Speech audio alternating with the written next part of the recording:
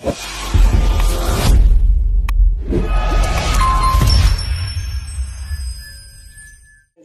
guys, ang menu namang itong lulutuin natin ay simple lang ito. Sarsyadong talakitok or mamsa. Iyon o. Dalawang gayet lang guys. Baka hindi maubos. Sayang lang. Iprito muna natin ng medyo mild lang. At mamaya natin yan gagawing sarsyado. Babalik na rin na po. Luluto ko na guys ng saktong luto niya. At hindi ko na ito isasama sa kwan. Parang itataping ko na lang sa ibabaw yung ating sarsa. Hindi ko na ilulubog yung isda para hindi na mawala yung lasa niya. So guys, luto na ito. Hanguin natin. At iluluto na natin yung kanyang sarsa. Pero hindi ko na siya guys, itataping ko lang dito sa ibabaw para hindi mawala yung lasa ng isda. Kita na natin yung ating pantapping. Ayan na. Ayan muna natin itong ating kamatis. Sabay na natin yan, sibuyas. Kaya hindi yan, sama-sama na ito dyan. Para matunaw na. Ayan, nagyan na rin natin ng siyempre, ang pampalasa ni Mama Taba. Sinamoto. Sarado na. Ayaw na lumabas. Okay.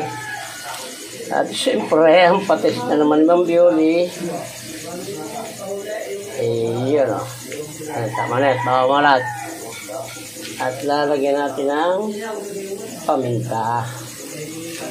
Yan. Tapos sasabawan natin yan guys. Maya-maya ang kaunti. Pagkadarog na, ay sasabawan natin ang kaunti yan bago natin ilagay yung binating itlog.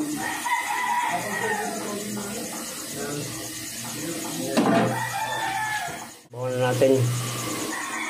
Yan. Ayaw ko ng ano yan. Ayaw ko ng masyadong malapot. Gusto ko yung parang may sabaw-sabaw ng ano, kaunti. Yan lang natin matunaw yung kamatis. At bago natin ilagay yung binating itlog. So guys, lalagyan na natin yung ating binating itlog. Hindi ko na sasama din yung isda guys. Tatapin ko na lang sa ibabaw ito. Ganun din naman yun. Nawawala yung lasa ng isda pagka binababad pa sa ganito. Yan, gusto ko yung ganyan guys. Yung medyo may sabaw-sabaw ng konti. Kasusuya ako sa yung tuyo-tuyo. Yan, pagkaluto nito guys, sasalin na natin. Timplado na po ito.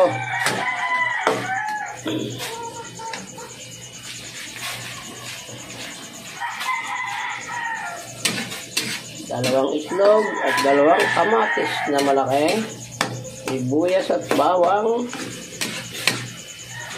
Paminta at bitsin. Yan na po guys. Malapit na siya. Yan.